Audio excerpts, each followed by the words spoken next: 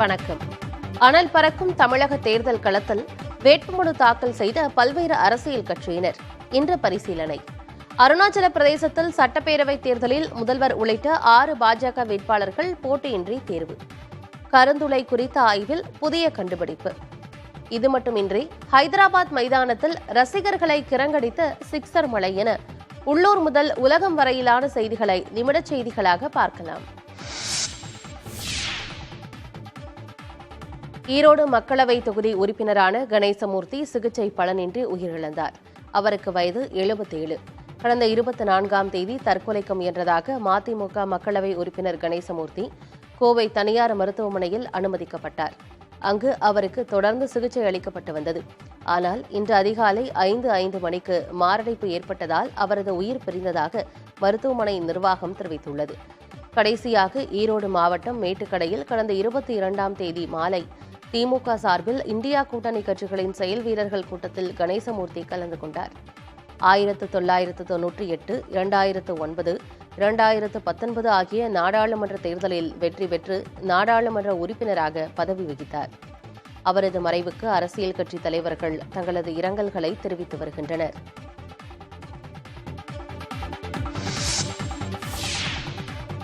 தமிழ்நாட்டில் மக்களவைத் தேர்தலுக்கான வேட்புமனு தாக்கல் நிறைவடைந்துள்ளது. வேட்புமனுக்கள் மீதான பரிசீலனை இன்று நடைபெறவுள்ளது. 18வது மக்களவைத் தேர்தல் 7 கட்டங்களாக நடைபெறும் என இந்திய தேர்தல் ஆணையம் அறிவித்தது. முதற்கட்ட வாக்குப்பதிவு நாளான ஏப்ரல் 19ஆம் தேதி தமிழ்நாடு மற்றும் புதுச்சேரிக்கு தேர்தல் நடைபெறவுள்ளது. கடந்த 20ஆம் தேதி தொடங்கிய வேட்புமனு தாக்கல் நேற்றுடன் நிறைவடைந்தது. 1403 வேட்பாளர்கள் உட்பட மொத்தமாக 1749 நபர்கள் வேட்புமனு தாக்கல் செய்திருக்கின்றனர். அதிகபட்சமாக கரூர் மக்களவைத் தொகுதியில் 62 வேட்பாளர்கள் தங்களது வேட்புமனுக்களை தாக்கல் செய்திருக்கின்றனர். இந்நிலையில் வேட்புமனுக்கள் மீதான பரிசீலனை இன்று நடைபெறும். இதனையடுத்து தகுதியுள்ள வேட்பாளர்கள் குறித்த விவரங்களை தேர்தல் ஆணையம் வெளியிடும். வேட்பாளர்கள் தங்களது வேட்புமனுக்களை திரும்பப் பெற நாளை மறுநாள் கடைசி நாளாகும். தமிழகத்தை மீட்கப் போவதாக கூறும் அதிமுக பொதுச் செயலாளர் எடப்பாடி பழனிசாமி முதலில் அதிமுகவை பாஜகவிடமிருந்து மீட்கட்டும் என முதலமைச்சர் ஸ்டாலின் விமர்சனம் செய்தார். விருதுநகர் மாவட்டம் ஸ்ரீவில்லிபுத்தூரில் நடைபெற்ற பொதுக்கூட்டத்தில் தென்காசி தொகுதி திமுக வேட்பாளர் ராணி ஸ்ரீகுமார், விருதுநகர் தொகுதி காங்கிரஸ் வேட்பாளர் மாணிக்கம் தாகூர் ஆகியோரை ஆதரித்து பரப்புரை மேற்கொண்டார். அப்போது பேசிய அவர், புதிய வாக்குறுதிகளை அளித்தால் மக்கள் பழைய வாக்குறுதிகளை மறந்து விடுவார்கள் என பிரதமர் நரேந்திர மோடி கருதுவதாக குற்றம் சாட்டினார். அதிமுக பொதுச் செயலாளர் எடப்பாடி பழனிசாமி பாஜகவிற்கு சேவகம் செய்வதாகவும் அவர் குற்றம் சாட்டினார். ஆளுநர் மக்களாட்சிக்கு விரோதமாக செயல்பட்டால் எதிர்ப்போம் எனவும் அவர் கூறினார். ஆளுநருடைய நடவடிக்கை என்பது மக்களாட்சி தத்துவத்திற்கு விரோதமாக இருந்தா எப்பவும் எந்த சூழ்நிலையிலும் எதிர்க்கிறவங்க நாங்க ஆளுங்கட்சியாக இருந்தாலும் சரி, எதிர்க்கட்சியாக இருந்தாலும் சரி, ஒரே கொள்கைதான். அப்படித்தான் தலைவர் கலைஞர் எங்களை எல்லாம் வழிநடத்தி இருக்கிறார். தமிழ்நாட்டு ஆளுநராக இருந்தாலும் சரி, கேரள ஆளுநராக இருந்தாலும் சரி, மக்கள் பிரதிநிதிகளை மதிக்கலன்னா நாங்க கண்டிப்போம். பாலந்தாங்கி பழனிசாமி அவர்களே, உங்களை மாதிரியே எல்லோரும் சொரணை இல்லாம இருக்கணும் நீங்க நினைக்காதீங்க.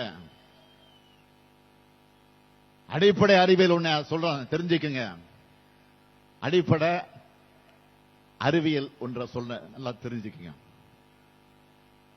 மனிதன் நிமிர்ந்து நடக்க காரணமே முதுகெலும்பு தான்.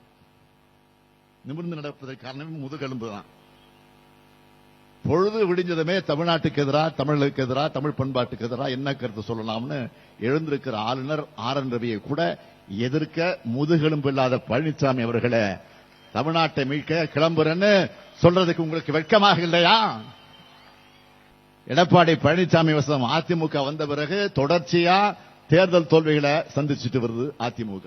இதுக்கெல்லாம் காரணம் பாஜகவிற்கு அடிமை சேவகம் செஞ்சு தமிழ்நாட்டு உரிமைகளை மொத்தமாக தாரை பார்த்து துரோகம் செஞ்சதுதான் காரணம்.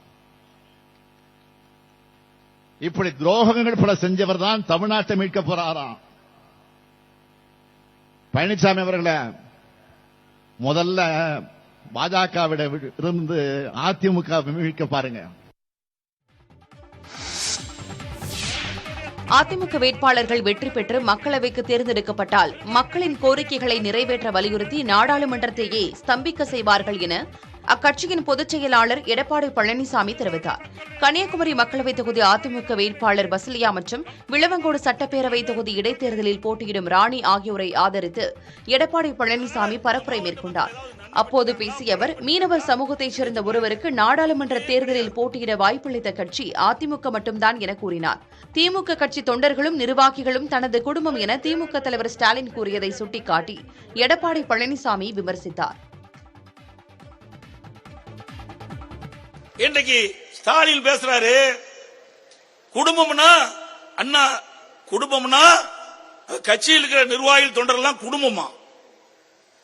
எப்படி பேசுறாரு பாருங்க. குடும்பம்னா அவர் கட்சியை சேர்ந்தவர்களும் நிர்வாகிகளும் குடும்பமா பாக்குறாராம். சரி, நீ குடும்பமா பாக்குறது நல்லதுதான். நம்ம பேசுறதுக்கு அவர் பதில் சொல்றாரு. எப்ப பார்த்தாலும் எதிர்கட்சி தலைவர் குடும்ப அரசியல் செய்யறான்னு சொல்றாரு. குடும்பம்னா என்னன்னா, குடும்பம்னா திமுகவை சேர்ந்த நிர்வாகிகள் தொண்டர்கள் அனைத்தும் சேர்ந்துதான் குடும்பம் சொன்னாங்க. ரைட், அப்படியே வச்சுக்கலாம். அந்த குடும்பத்தை சேர்ந்த நீ தான் குடும்பம் சொல்றீங்களே திரு ஸ்டாலின் அவர்களே, அந்த குடும்பத்தை சேர்ந்த ஒருவர் திமுக தலைவராக்குங்க, நாங்க ஏத்துக்கிறோம்.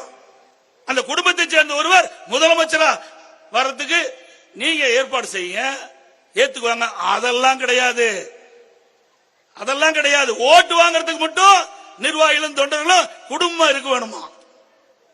ஆட்சி அதிகாரம் வருவதற்கு அந்த குடும்பத்தை சேர்ந்த வாரிசுகள் அதற்கு முன்னிறுத்துறாங்க.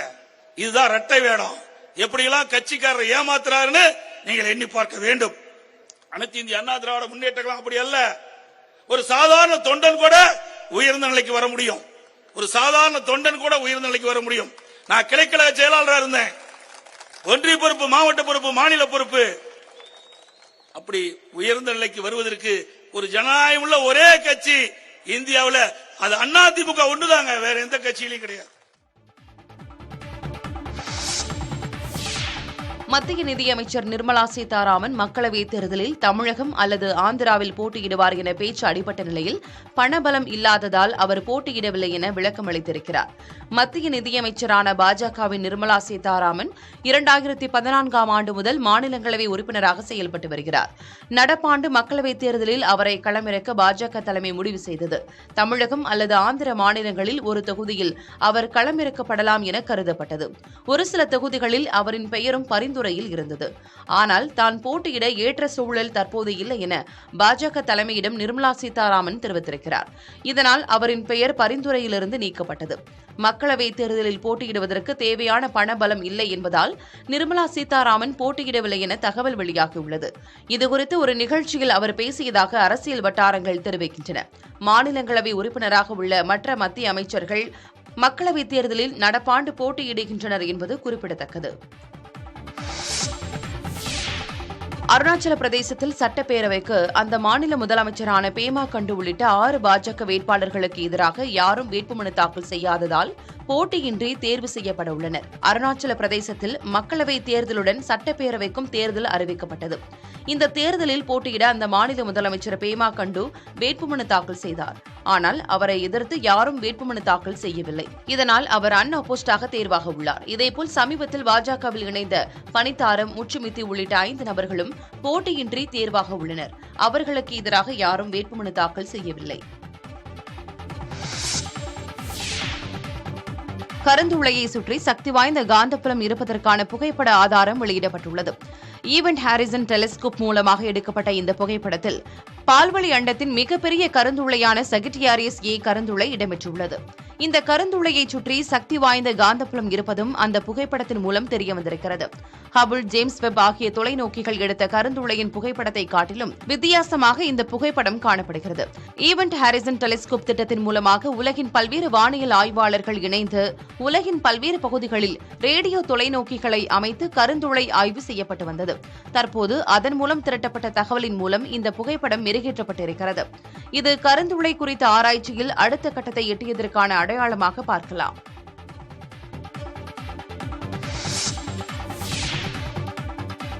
ஹைதராபாத் மைதானத்தில் சிக்சர்கள் பறந்த ஐபிஎல் போட்டியில் மும்பை இந்தியன்ஸ் அணிக்கு எதிராக 31 ரன்கள் வித்தியாசத்தில் சன்ரைசர்ஸ் ஹைதராபாத் அணி வெற்றி பெற்றது.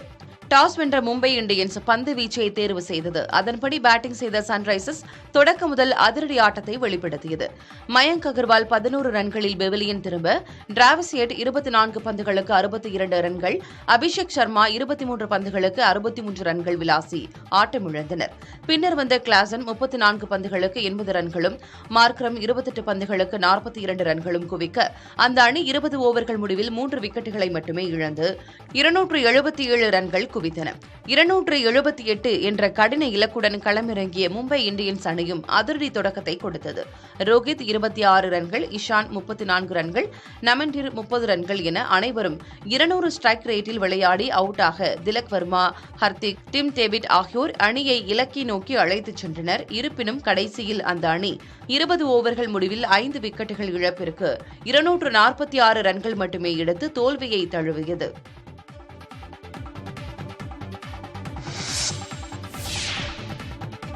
சன்ரைசர்ஸ் ஹைதராபாத், மும்பை இந்தியன்ஸ் அணிகள் மோதிய ஐபிஎல் போட்டியில் பல்வேறு சாதனைகள் முறியடிக்கப்பட்டுள்ளன. ஹைதராபாத் மைதானத்தில் நடைபெற்ற போட்டியில் சன்ரைசர்ஸ் ஹைதராபாத் அணி 277 ரன்கள் சேர்த்தன. இதுதான் ஐபிஎல் போட்டியில் ஒரு அணி எடுத்த அதிக ரன்கள். அதேபோல் மும்பை இந்தியன்ஸ் 246 ரன்கள் எடுத்ததே இரண்டாவது இன்னிங்ஸில் அதிக ரன்களாகும். ஒரே T20 போட்டியில் அதிக ரன்கள் எடுக்கப்பட்டதும் இந்த போட்டிதான். மொத்தமாக 523 ரன்கள் விளாசப்பட்டிருக்கின்றன. இந்த போட்டியில் 38 சிக்சர்கள் மொத்தமாக விளாசப்பட்டிருக்கிறது. இதுவே ஒரு ஐபிஎல் போட்டியில் அதிக சிக்சர்கள் விளாசியதாகும். இப்படி பல சாதனைகள் இந்த போட்டிகளில் இடம்பெற்றன. நாடாளுமன்ற தேர்தலில் அதிமுக வேட்பாளர்கள் இரட்டை இலை சின்னத்தில் போட்டியிட தடை எதுவும் இல்லை என தேர்தல் ஆணையம் தெரிவித்துள்ளது. நாடாளுமன்ற தேர்தலில் அதிமுக பொதுச் செயலாளர் என்ற முறையில் வேட்பாளர்களை அங்கீகரிக்கும் படிவத்தில் எடப்பாடி பழனிசாமி கையெழுத்திட எதிர்ப்பு தெரிவித்தும், இரட்டை இலை சின்னத்தில் போட்டியிடுவதற்கு தடை விதிக்க கோரியும் பல்வேறு தரப்பில் இருந்து தேர்தல் ஆணையத்திற்கு புகார்கள் அளிக்கப்பட்டன.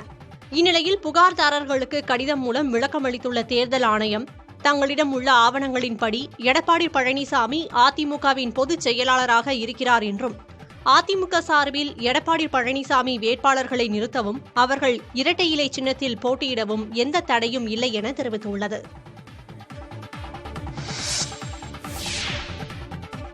விடுதலை சிறுத்தைகள் கட்சிக்கு பானை சின்னம் ஒதுக்க தேர்தல் ஆணையம் மறுத்துள்ளது. நாடாளுமன்ற தேர்தலில் பானை சின்னத்தை ஒதுக்க கோரி விடுதலை சிறுத்தைகள் கட்சி சார்பில் டெல்லி உயர்நீதிமன்றத்தில் மனு தாக்கல் செய்யப்பட்டது. வழக்கை விசாரித்த உயர்நீதிமன்றம் பானை சின்னம் ஒதுக்குவது குறித்து முடிவெடுக்கும்படி தேர்தல் ஆணையத்திற்கு உத்தரவிட்டிருந்தது. இந்நிலையில் விடுதலை சிறுத்தைகள் கட்சிக்கு பானை சின்னம் ஒதுக்க தேர்தல் ஆணையம் மறுப்பு தெரிவித்துள்ளது. தேர்தல் ஆணையம் சுதந்திரமாக இயங்குவதாக தெரியவில்லை. பாஜக கூட்டணியில் இடம்பெற்றுள்ள கட்சிகளுக்கு உடனுக்குடன் தேர்தல் சின்னங்களை ஒதுக்கியிருக்கிறது தேர்தல் ஆணையம். எதிரணியில் இருப்பவர்களுக்கு இதுவரையில் தேர்தல் சின்னத்தை ஒதுக்காமல் இழுத்தடிக்கிறது அல்லது நிராகரிக்கிறது. தேர்தல் ஆணையமே இவ்வாறு ஒருதலை பட்சமாக செயல்படுவது அதிர்ச்சி அளிக்கிறது. நேர்மையோடு இந்த தேர்தலை நடத்த வேண்டும். அப்போதுதான் ஜனநாயகம் காப்பாற்றப்படும். ஆகவே தேர்தல் ஆணையம் ஒரு சார்பு இல்லாமல், ஆளும் கட்சி சார்பு இல்லாமல் தேசிய அளவில் நேர்மையோடு இந்த தேர்தலை நடத்த வேண்டும் என்று கேட்டுக்கொள்கிறோம். மதிமுகவுக்கு பம்பரம் சின்னம் ஒதுக்க கோரி அக்கட்சியின் பொதுச் செயலாளர் வைகோ தாக்கல் செய்த மனுவை விசாரித்த சென்னை உயர்நீதிமன்றம் இது தொடர்பாக மதிமுக அளித்த விண்ணப்பத்தின் மீது முடிவெடுக்க தேர்தல் ஆணையத்திற்கு உத்தரவிட்டிருந்தது. இதையடுத்து மதிமுகவின் விண்ணப்பத்தை நிராகரித்து தேர்தல் ஆணையம் பதில் அனுப்பியது. இந்நிலையில் இது தொடர்பான வழக்கு சென்னை உயர்நீதிமன்ற தலைமை நீதிபதி கங்கா புர்வலா மற்றும் நீதிபதி பரத சக்கரவர்த்தி அமர்வில் விசாரணைக்கு வந்தது. அப்போது தேர்தல் ஆணையம் அளித்த பதிலை படித்து காட்டிய மதிமுக தரப்பு வழக்கறிஞர் அஜ்மல் கான், கடந்த 2010ஆம் ஆண்டு மதிமுகவின் அங்கீகாரம் ரத்தான நிலையிலும் கடந்த 2019ஆம் ஆண்டு வரை பம்பரம் சின்னம் ஒதுக்கப்பட்டதாக குறிப்பிட்டார். அத்தோடு ஒதுக்கீட்டு சின்னமாக பம்பரம் இல்லாத நிலையில் அதை பொது சின்னமாக அறிவித்து தங்களுக்கு ஒதுக்க எந்த தடையும் இல்லை என அவர் வாதிட்டார். மேலும் 2 தொகுதிகளில் போட்டியிட வேண்டும் என்ற தேர்தல் ஆணையத்தின் நிபந்தனையின்படி வேறொரு மாநிலத்தில் மேலும் ஒரு தொகுதியில் போட்டியிடவும் தாங்கள் தயாராக இருப்பதாக குறிப்பிட்டார். அப்போது குறுக்கிட்ட நீதிபதிகள் ஒதுக்கீட்டு சின்னத்திலிருந்து நீக்கப்பட்ட சின்னத்தை பொது சின்னமாக கருத முடியுமா என்றும் அந்த சின்னத்தை மதிமுகவுக்கு தேர்தல் அதிகாரி ஒதுக்க முடியுமா என்றும் கேள்வி எழுப்பினார். இதற்கு பதிலளித்த தேர்தல் ஆணையம் தரப்பு வழக்கறிஞர் நிரஞ்சன் ராஜகோபால், ஒரே மாநிலத்தில் 2 தொகுதிகளில் போட்டியிட்டால் மட்டுமே ஏற்கனவே வழங்கப்பட்ட ஒதுக்கீட்டு சின்னத்தை வழங்க முடியும் என்றும், பம்பரம் சின்னத்தை தேர்தல் ஆணையம் பொது சின்னமாக அறிவித்து இன்னும் அறிவிப்பானை வெளியிடாத நிலையில் அதை எவருக்கும் ஒதுக்க முடியாது என்றும் தெரிவித்தார்.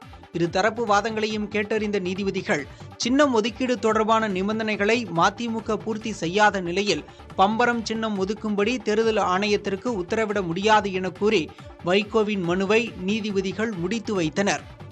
இதனையடுத்து சிலிண்டர், தீப்பெட்டி என ஏதேனும் ஒரு சின்னத்தை தங்களுக்கு ஒதுக்க கோரி மதிமுக தரப்பில் மாவட்ட தேர்தல் அதிகாரியிடம் கோரிக்கை வைக்கப்பட்டுள்ளது. வாஜ்பாய் போன்ற தலைவர்கள் இருந்த இயக்கத்தில் இருந்து வந்துவிட்டு கொச்சையான அரசியலை தமிழகத்திற்கு சில பேர் கொண்டு வந்து சேர்த்திருக்கிறார்கள் என தொழில்துறை அமைச்சர் TRB ராஜா குற்றம் சாட்டினார். கோவையில் திமுக வேட்பாளரின் வேட்புமனு தாக்கல் நிகழ்விற்கு பிறகு செய்தியாளர்களை சந்தித்த போது அவர் இவ்வாறு கூறினார். இந்த இனமும் இந்த நாடும் முன்னேறக்கூடாது, ஏன் அழிய வேண்டும் என்று நினைத்துக் கொண்டு இருப்போர் அந்த பக்கம் இருக்கிறார்கள் என்றுதான் நினைக்க தோன்றுது. எனவே இது போன்ற கீழ்த்தனமான அரசியலை ஓரம் கட்டிவிட்டு வளர்ச்சிக்கு என்ன செய்ய போகிறார்கள் என்று அவர்கள் சொன்னாலும் அது இப்ப எடுப்பாரு. ஏன்னா 10 ஆண்டு காலம் அவர்கள் இருந்து ஒன்னுத்தையும் கிழிக்கல, எதையும் செய்யவில்லை. அனைத்தையும் இந்த 2.5 ஆண்டு காலம் இந்த அற்புதமான திராவிட மாடல் ஆட்சியை நடத்தியிருக்கும் மாண்புமிகு தமிழ்நாடு முதலமைச்சர் திராவிட நாயகன் முத்துவேல் கருணாநிதி ஸ்டாலின் அவர்களின் ஆட்சியில்தான் இன்று தமிழகம் செழித்தோங்கி பல மின்னி இன்று இந்தியாவின் நம்பர் 1 மாநிலமாக திகழ்கிறது. சாத்தான்குளத்தில் தந்தை மகன் கொடூரமாக தாக்கப்பட்டதற்கு காவல் ஆய்வாளர் ஸ்ரீதரே காரணம் என மதுரை நீதிமன்றத்தில் CBCID அனில்குமார் சாட்சியம் அளித்திருக்கிறார். தூத்துக்குடி மாவட்டம் சாத்தான்குளத்தில் காவல்துறை விசாரணைக்கு அழைத்துச் செல்லப்பட்ட ஜெயராஜ் பென்னிக்ஸ் ஆகியோர் கொல்லப்பட்டது பெரும் அதிர்வலைகளை ஏற்படுத்தியது. இது தொடர்பான வழக்கு மதுரை மாவட்ட 1வது கூடுதல் நீதிமன்றத்தில் 2 ஆண்டுகளாக நடைபெற்று வருகிறது. இந்த வழக்குகளில் 104 சாட்சியங்களில் இதுவரை 60க்கும் மேற்பட்ட சாட்சிகளிடம் விசாரணை நடத்தப்பட்டிருக்கிறது. மீதமுள்ள சாட்சிகளிடம் விசாரணை நடைபெற்று வருகிறது. இந்நிலையில் இந்த வழக்கு மீண்டும் விசாரணைக்கு வந்தது. அப்போது CBCID விசாரணை அதிகாரியாக இருந்த அனில்குமார் ஆஜராகி சாட்சியம் அளித்தார். தந்தை மகன் கொடூரமாக தாக்கப்பட்டதற்கு காவல் ஆய்வாளர் ஸ்ரீதர் தான் முக்கிய காரணம் என கூறினார்.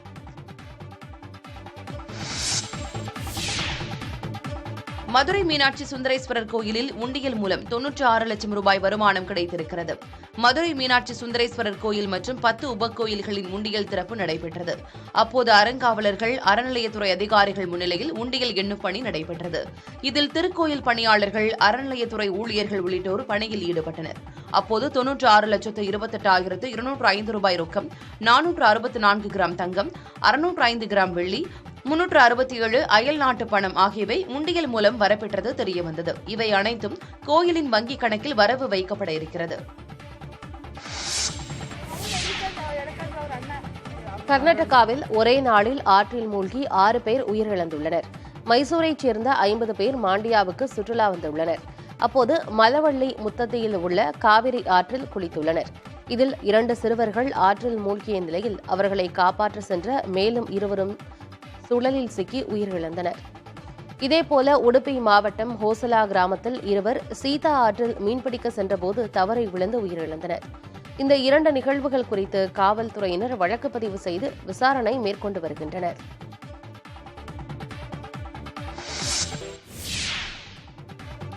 திருப்பதியில் ஒய்எஸ்ஆர் காங்கிரஸ் நிர்வாகிக்கு சொந்தமானதாக கூறப்படும் குடோனில் 50 கோடி ரூபாய் மதிப்பிலான பரிசுப் பொருட்கள் பறிமுதல் செய்யப்பட்டுள்ளன. ஆந்திராவில் மக்களவைத் தேர்தலோடு சட்டமன்றத்திற்கும் தேர்தல் நடைபெறவுள்ளது. வாக்காளர்களை கவர ஒய்எஸ்ஆர் காங்கிரஸ் கட்சியினர் பரிசுப் பொருட்களை விநியோகம் செய்வதாக தெலுங்கு தேசம் கட்சியினர் குற்றஞ்சாட்டி வருகின்றனர். இந்த நிலையில் திருப்பதியில் உள்ள குடோனில் தேர்தல் பறக்கும் படையினர் நடத்திய சோதனையில் ஒய்எஸ்ஆர் காங்கிரஸ் கட்சி சின்னம் அடங்கிய புடவைகள், கை கடிகாரங்கள், குக்கர் உள்ளிட்ட பொருட்கள் பறிமுதல் செய்யப்பட்டன. இதேபோன்று ரேணிகுண்டாவில் உள்ள குடோன்களில் நுழைந்த தெலுங்கு தேசம் தொண்டர்கள் அங்கு பதுக்கி வைக்கப்பட்டிருந்த போலி மின்னணு வாக்குப்பதிவு இயந்திரங்களை கைப்பற்றினர். இது தொடர்பாக தேர்தல் ஆணையத்திடம் புகார் அளிக்கப்பட்டுள்ளது. தாய்லாந்தில் தன்பாலின திருமணத்திற்கு சட்ட அங்கீகாரம் வழங்கும் மசோதா நாடாளுமன்றத்தில் நிறைவேற்றப்பட்டுள்ளது. இந்த சட்ட மசோதாவின் மூலம் எந்த பாலினத்தை சேர்ந்தவரும் திருமணம் செய்யும்போது அவர்களுக்கு சட்ட அங்கீகாரம் கிடைக்கும். ஏற்கனவே சட்டத்தில் இருந்த ஆண்கள் மற்றும் பெண்கள், கணவன் மற்றும் மனைவி என்ற சொற்கள் தனிநபர்கள், வாழ்க்கை துணையர்கள் என மாற்றப்பட்டுள்ளன. நாடாளுமன்றத்தில் தன்பாலின திருமணத்திற்கு சட்ட அங்கீகாரம் வழங்கும் மசோதா தாக்கல் செய்யப்பட்ட போது 415 உறுப்பினர்களில் 400 நபர்கள் மசோதாவுக்கு ஆதரவாக வாக்களித்தனர். இதன் மூலம் அனைத்து பாலினத்தினருக்கும் சம உரிமைகள் கிடைப்பது சட்டப்பூர்வமாக்கப்பட்டிருக்கிறது. மேலும் நிதி மற்றும் மருத்துவ உரிமைகள் கிடைப்பதற்கான வாய்ப்புகளை இந்த சட்டம் வழங்குகிறது. ஐபிஎல் டி20 கிரிக்கெட் தொடரின் இன்றைய போட்டியில் டெல்லி கேபிட்டல்ஸ் மற்றும் ராஜஸ்தான் ராயல்ஸ் அணிகள் பல பரீட்சை நடத்துகின்றன. ஜெய்ப்பூர் மைதானத்தில் நடைபெறும் போட்டிக்காக இரு அணிகளும் தீவிர வலைப்பயிற்சி மேற்கொண்டு வருகின்றன. முதல் போட்டியில் டெல்லி கேபிட்டல்ஸ் தோல்வியை தழுவியதால் இன்றைய போட்டியில் வெற்றி பெறும் முனைப்பில் உள்ளது. அதேபோல் முதல் போட்டியிலேயே வெற்றியை சுவைத்த ராஜஸ்தான் ராயல்ஸ் வெற்றி பயணத்தை தொடர கடுமையாக போராடும் என்பதால் ரசிகர்கள் உற்சாகத்தில் இருக்கின்றனர். இதனிடையே நோர்ஜே டெல்லி கேபிட்டல்ஸ் அணிக்கு திரும்பியுள்ளார். நடிகர் சித்தார்த்துக்கும் நடிகை அதித்தி ராவுக்கும் திருமணம் நடைபெற்றதாக தகவல் வெளியாகியுள்ளது. நடிகர் சித்தார்த் இயக்குநர் மணிரத்னத்தின் ஆயுத எழுத்து படத்தின் மூலமாக நடிகராக அறிமுகமானார். முக்கிய நடிகராக வலம் வந்த இவர் அடுத்தடுத்து தோல்வி படங்களை கொடுத்ததால் மார்க்கெட்டை இழந்தார். இதையடுத்து இவரது நடிப்பில் வெளியான சித்தா படம் ரசிகர்களிடையே நல்ல வரவேற்பை பெற்றது. இதற்கிடையே சித்தார்த் மற்றும் நடிகை அதித்தி ராவ் இருவரும் காதலித்து வந்தனர். இருவரும் இன்ஸ்டாகிராமில் இணைந்து பல வீடியோக்களை பதிவிட்டு வந்தனர். இந்நிலையில் சித்தார்த்தும் அதித்தி ராவும் தெலங்கானா மாநிலத்தில் உள்ள ஸ்ரீரங்கநாயக சுவாமி கோயிலில் திருமணம் செய்து கொண்டதாக கூறப்படுகிறது. இதுகுறித்து சித்தார்த்தின் தந்தையிடம் கேட்டபோது தனக்கே இது செய்திதான் என பதிலளித்தார். அமலாக்கத்துறையினரால் கைது செய்யப்பட்டுள்ள டெல்லி முதலமைச்சர் அரவிந்த் கெஜ்ரிவால் விரைவில் திகார் சிறைக்கு அனுப்பப்படலாம் என தகவல் வெளியாகியுள்ளது. டெல்லி மதுபான கொள்கை முறைகேடு வழக்கில் கடந்த 21ஆம் தேதி முதலமைச்சர் அரவிந்த் கெஜ்ரிவால் கைது செய்யப்பட்டார். சிறப்பு நீதிமன்றத்தில் ஆஜர்படுத்தப்பட்ட அவரை ஒரு வாரம் அமலாக்கத்துறை காவலில் விசாரிக்க நீதிபதிகள் உத்தரவிட்டனர். இந்நிலையில் கெஜ்ரிவால் இன்று மீண்டும் ஆஜர்படுத்தப்பட உள்ளார். அவருக்கு நீதிமன்ற காவல் வழங்கப்படலாம் என்று கூறப்படுகிறது. நீதிமன்ற காவல் வழங்கப்பட்டால் திகார் சிறையில் அரவிந்த் கெஜ்ரிவால் அடைக்கப்பட வாய்ப்பு இருப்பதாக டெல்லி வட்டாரங்கள் தெரிவிக்கின்றன.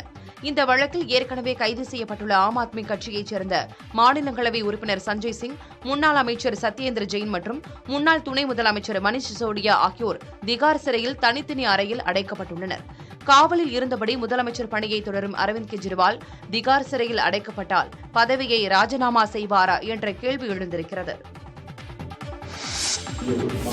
மக்களவைத் தேர்தலில் இந்தியா கூட்டணி வென்றால் நாட்டில் ஜனநாயகம் நிலைத்திருக்கும் என முன்னாள் மத்திய நிதியமைச்சர் ப. சிதம்பரம் தெரிவித்திருக்கிறார். இது தொடர்பாக பேசிய அவர், இன்று ஜம்மு காஷ்மீருக்கு ஏற்பட்ட நிலை நாளை தமிழகத்திற்கும் வரலாம் என கூறினார்.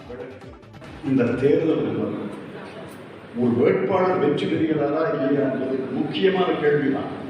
அதைவிட முக்கியமான கேள்வி, இந்தியா கூட்டணி வென்றால் இந்த ஜனநாயகம் துடைத்திருக்கும், இந்தியா கூட்டணி வெல்லாவிட்டால் இந்த ஜனநாயகம் மெல்ல மெல்லச்சாகும். அம்பேத்கர் படித்திருந்த அந்த அரசியல் சாசனம் இருந்தால்தான் இந்த மக்களுக்கெல்லாம் பாதுகாப்பு. அம்பேத்கர் படித்திருந்த அந்த அரசியல் சாசனம் இல்லை என்றால் இந்த மக்களுக்கு சாவுதான். தலித் மக்களுக்கு, சிறுபான்மை மக்களுக்கு, நலிந்த மக்களுக்கு, பிற்படுத்தப்பட்ட மக்களுக்கு, ஒடுக்கப்பட்ட மக்களுக்கு சாவுதான். நாம் தமிழர் கட்சி மைக் சின்னத்தில் போட்டியிட இருப்பதாக அக்கட்சியின் தலைமை ஒருங்கிணைப்பாளர் சீமான் அறிவித்துள்ளார். வரும் மக்களவைத் தேர்தலில் புதுச்சேரி உள்பட 40 தொகுதிகளிலும் நாம் தமிழர் கட்சி தனித்து போட்டியிடுகிறது. அக்கட்சி கடந்த காலங்களில் போட்டியிட்ட கரும்பு விவசாய சின்னத்துக்கு சரியான நேரத்தில் விண்ணப்பிக்கவில்லை என கூறி தேர்தல் ஆணையம் தர மறுத்து அதற்கு பதில் மைக் சின்னத்தை ஒதுக்கியது. ஆனால் சீமான் தரப்பில் படகு அல்லது பாய்மர படகு சின்னத்தை ஒதுக்கும்படி கோரிக்கை வைக்கப்பட்டது. இதனை ஏற்க தேர்தல் ஆணையம் மறுத்த நிலையில் தாங்கள் மைக் சின்னத்திலேயே போட்டியிட இருப்பதாக சீமான் அறிவித்தார். விவசாயி சின்னமும் நான் கேட்கல, தேர்தல் ஆணையம் தான் தந்துச்சு. இதையும் நான் கேட்கல, தேர்தல் ஆணையம் தான் தந்தது. எனக்கு எது சரியா இருக்கும்னு என்னை விட அது நல்லா முடிவெடுக்குதுன்னு நான் நம்புறேன். கூட்டணி வைத்தால் நான் கேட்ட சின்னம் வந்திருக்கோம், வைத்தவர்களுக்கெல்லாம் வந்திருக்கு. உடனே சைக்கிள் சின்ன வருது, உடனே குக்கர் சின்ன வருது. ஃபர்ஸ்ட் கம் ஃபர்ஸ்ட் சர்வ் என்று பேசியவருக்கு எப்படி ஃபர்ஸ்ட் குக்கர் சின்ன வந்துடுச்சு. கூட்டணி வச்சா வரும். நான் வைக்க மறுத்துட்டேன், ஏன்னா நான் வைக்க மாட்டேன். இந்த நாட்டில் நல்ல அரசியலை உருவாக்கணும்னு நான் நினைக்கிறேன். விளவங்கோடு சட்டமன்ற இடைத்தேர்தலில் பாஜக வேட்பாளர் VS நந்தினி வேட்புமனு தாக்கல் செய்தார். கன்னியாகுமரி மாவட்டம் விளவங்கோடு தொகுதி எம்எல்ஏவாக இருந்த விஜயதரணி தனது பதவியை ராஜினாமா செய்துவிட்டு பாஜகவில் இணைந்தார். இதையடுத்து மக்களவைத் தேர்தலோடு சேர்த்து விளவங்கோடு சட்டமன்ற தொகுதிக்கும் இடைத்தேர்தல் அறிவிக்கப்பட்டது. அதிமுக சார்பில் ராணி, நாம் தமிழர் சார்பில் ஜெமினி உள்ளிட்டோர் ஏற்கனவே வேட்புமனு தாக்கல் செய்திருந்தனர். இந்நிலையில் பாஜக வேட்பாளர் VS நந்தினி குழித்துறை தபால் நிலைய சந்திப்பிலிருந்து தாலுகா அலுவலகம் வரை தொண்டர்களுடன் பேரணியாக சென்று தேர்தல் அதிகாரி சங்கரலிங்கத்திடம் வேட்புமனுவை தாக்கல் செய்தார். மக்களவைத் தேர்தல் வாக்குப்பதிவுக்கும் வாக்கு எண்ணிக்கைக்கும் நீண்ட இடைவெளி உள்ளதால் தமிழகத்தில் வாக்கு எண்ணிக்கையை முன்கூட்டி நடத்த தேர்தல் ஆணையத்துக்கு உத்தரவிடக் கோரிய வழக்கை சென்னை உயர்நீதிமன்றம் தள்ளுபடி செய்தது. தமிழகத்தில் ஏப்ரல் 19ஆம் தேதி மக்களவைத் தேர்தல் நடைபெறும் என தேர்தல் ஆணையம் அறிவித்திருக்கிறது. நாடு முழுவதும் 7 கட்ட வாக்குப்பதிவுக்கு பிறகு வாக்கு எண்ணிக்கை ஜூன் 4ஆம் தேதி நடைபெறும் என அறிவிக்கப்பட்டுள்ளது. எனவே 45 நாட்களுக்கு மேல் தேர்தல் ஆணையத்தின் கண்காணிப்பில் மக்கள் இருக்க வேண்டிய நிலை உள்ளது என கூறியுள்ள எழிலன் என்பவர் தேர்தல் அறிவிப்பை ரத்து செய்யக் கோரி சென்னை உயர்நீதிமன்றத்தில் பொதுநல வழக்கு தொடர்ந்தார். இந்த வழக்கை விசாரித்த தலைமை நீதிபதி அமர்வு தேர்தல் தேதி, வாக்கு எண்ணிக்கை தேதி அறிவிப்பு என்பது முழுக்க முழுக்க தேர்தல் ஆணையத்தின் அதிகாரத்துக்கு உட்பட்டது என்றும் இந்த வழக்கு விளம்பர நோக்குடன் தாக்கல் செய்யப்பட்டிருப்பதாகவும் கூறி வழக்கை தள்ளுபடி செய்து உத்தரவிட்டது. மேலும் தேர்தல் நடவடிக்கைகளை குறிப்பிட்ட காலக்கெடுவுக்குள் முடிக்க வேண்டும் என மக்கள் பிரதிநிதித்துவ சட்டத்தில் எந்த காலக்கெடுவும் விதிக்கப்படாத நிலையில் நீதிமன்றம் தலையிட முடியாது என்றும் நீதிபதிகள் தங்கள் உத்தரவில் தெரிவித்துள்ளனர். சென்னை அருகே தனியார் கல்லூரியில் மாநில அளவில் நடைபெற்ற மாணவர்களுக்கான தொழில்நுட்ப மாநாட்டில் 500க்கும் மேற்பட்ட பொறியியல் கல்லூரி மாணவ மாணவிகள் பங்கேற்று தங்களது தனித்திறமைகளை வெளிப்படுத்தினர். சென்னையை அடுத்த தண்டத்தில் உள்ள சிமாட்ஸ் பொறியியல் கல்லூரியில் தேசிய அளவிலான ஒருநாள் தொழில்நுட்ப கருத்தரங்கு நடைபெற்றது. இதில் தொழில்நுட்பத்தை எவ்வாறு பயன்படுத்த வேண்டும், தொழில்நுட்ப வளர்ச்சியினால் நாட்டின் வளர்ச்சியை எவ்வாறு அதிகரிக்கலாம் என்பவை குறித்தான பல்வேறு விளக்கங்கள் அளிக்கப்பட்டன. தொடர்ந்து நடைபெற்ற நிகழ்ச்சியில் தொழில்நுட்பம் சம்பந்தமான பல்வேறு போட்டிகள், கிரிக்கெட், பந்து எறிதல் போன்ற விளையாட்டுப் போட்டிகள் நடத்தப்பட்டு வெற்றி பெற்ற மாணவர்களுக்கு பரிசுகளும் பதக்கங்களும் பாராட்டு சான்றுகளும் வழங்கப்பட்டன. VLSI மைக்ரோ எலக்ட்ரானிக்ஸ் துறை சார்பில் நடத்தப்பட்ட இந்த கருத்தரங்கு அதிநவீன தொழில்நுட்பங்கள் குறித்த தங்களது கருத்துக்களை சக நண்பர்களுடன் பரிமாறிக்கொள்ள உதவியதாக மாணவர்கள் கூறினர்.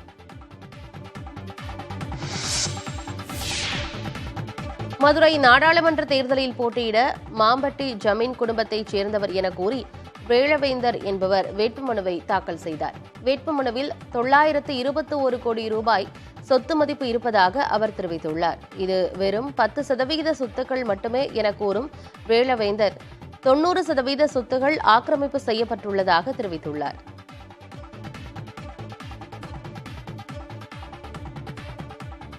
$921 கோடி ரூபாய் காமிச்சிருக்கிறோம். அசையும் சொத்துன்றது கிடையாது, அசையா சொத்தினுடைய மதிப்பு. அசையும் சொத்து நானும் என்னுடைய மனைவியும் தான். அம்மா MABT HM, அவங்களே வறுமையில் வாழ்கிற அளவுக்கு இன்றைக்கி சமுதாயத்தில் ஏகப்பட்ட கரப்ஷன் நடக்குதுன்னா பார்த்துக்கோங்க.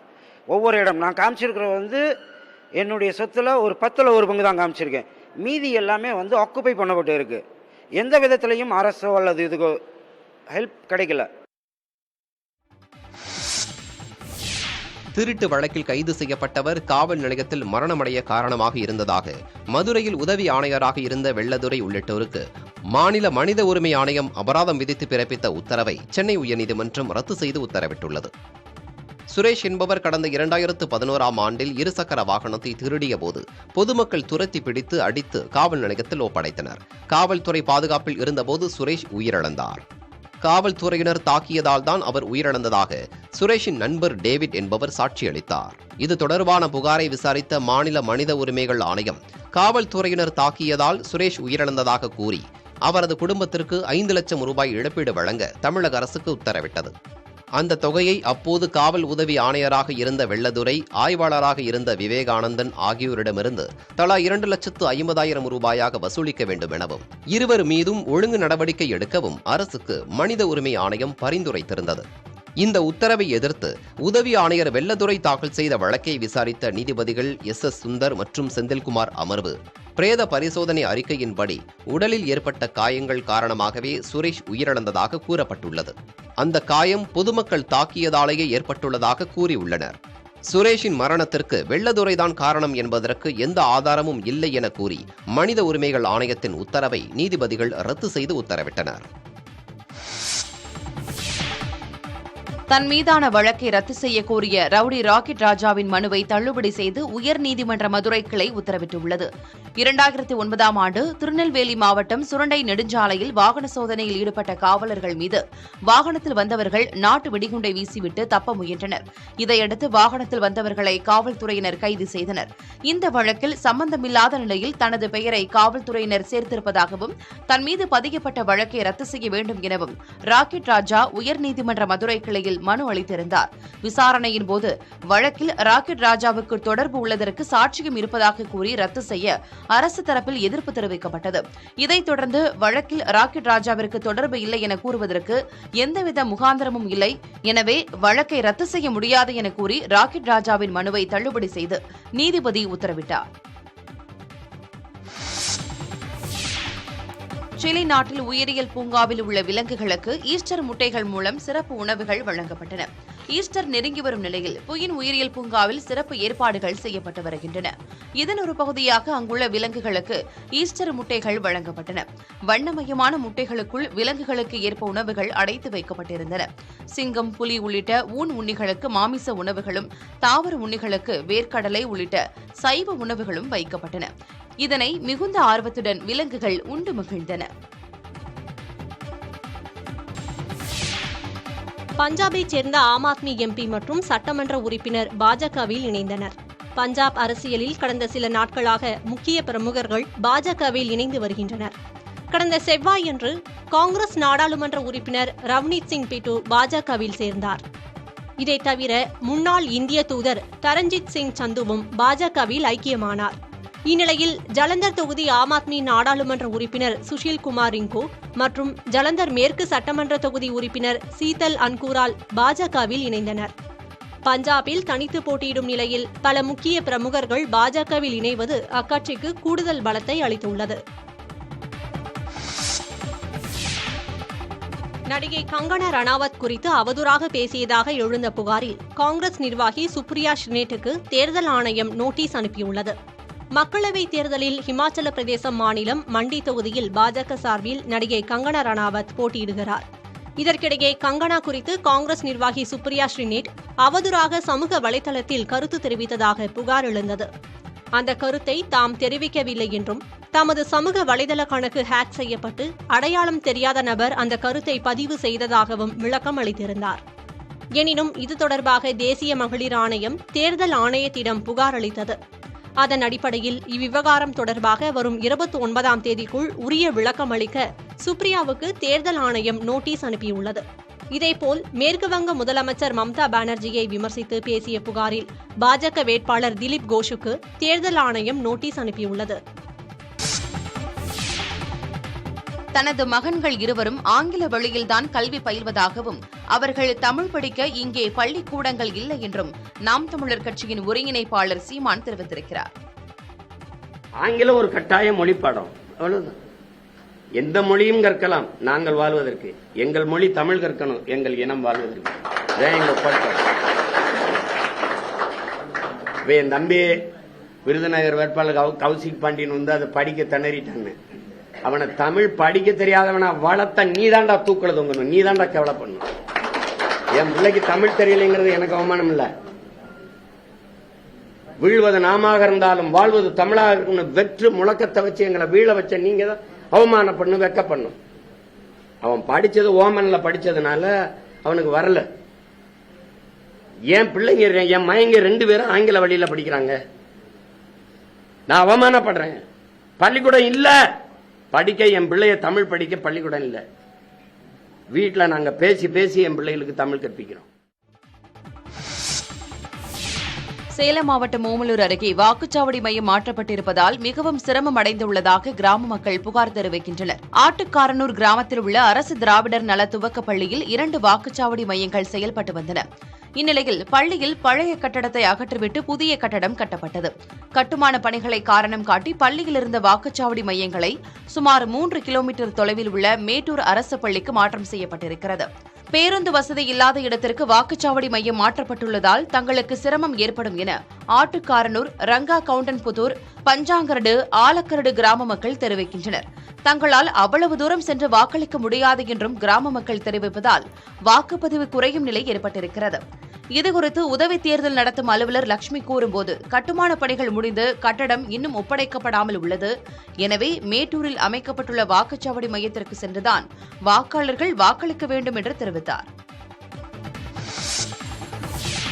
சாலை உள்ளிட்ட அடிப்படை வசதிகளை நிறைவேற்றி தராததால் தேர்தல் புறக்கணிப்பில் ஈடுபட போவதாக சேலம் சர்க்கரை செட்டிப்பட்டியைச் சேர்ந்த மக்கள் அறிவித்துள்ளனர். ஊரின் நுழைவு வாயிலில் பதாகைகள் மற்றும் கருப்பு கொடிகள் கட்டி தங்களது எதிர்ப்பை காட்டி வரும் கிராம மக்கள் கோரிக்கைகளை நிறைவேற்றுவதாக பேசும் மக்கள் பிரதிநிதிகள் எழுத்துப்பூர்வமான உத்தரவாதம் அளிக்க வேண்டுமென வலியுறுத்தினர். இதேபோல் திருவண்ணாமலை மாவட்டம் கானகம் கிராமத்தைச் சேர்ந்த மக்கள் கல்குவாரிகளை மூட வலியுறுத்தி தேர்தல் புறக்கணிப்பு போராட்டத்தில் ஈடுபட்டுள்ளனர். வெண்பாக்கம், காகனம், கரந்தை, கீழ்நல்லி, மாரியநல்லூர் உள்ளிட்ட கிராமங்களில் அனுமதியை மீறி இந்த குவாரிகள் செயல்பட்டு வருவதாக குற்றம் சாட்டிய மக்கள் திடீர் சாலை மறியலில் ஈடுபட்டனர். எங்கள் இயற்கை வாங்கலை அழிக்க வேணாம், எங்கள் மண்ணு பாழாகுது. இந்த மண்ணு பாழானா நாங்கள் ஊரை விட்டே காலி பண்ண வேண்டிய கட்டாயம் ஆகிடும். அதனால் தயவுசெய்து கோரி வேண்டவே வேண்டாம் என்று கேட்டுக்கொள்கிறேன். தாசில்தார் நேராக ஸ்பாட்டுக்கு வந்தார், போலீஸ் ஆஃபீஸர்ஸ் இருந்தாங்க, எல்லா குறைகளையும் கேட்டுக்கிட்டாங்க. கேட்டுட்டு எலெக்ஷன் பீரியட் முடியட்டும், உடனே ஃபைல் ஃபுல்லாக படிச்சுட்டு நீங்கள் நேராக வாங்க பேசலாம்னு சொல்லியிருக்கிறாரு.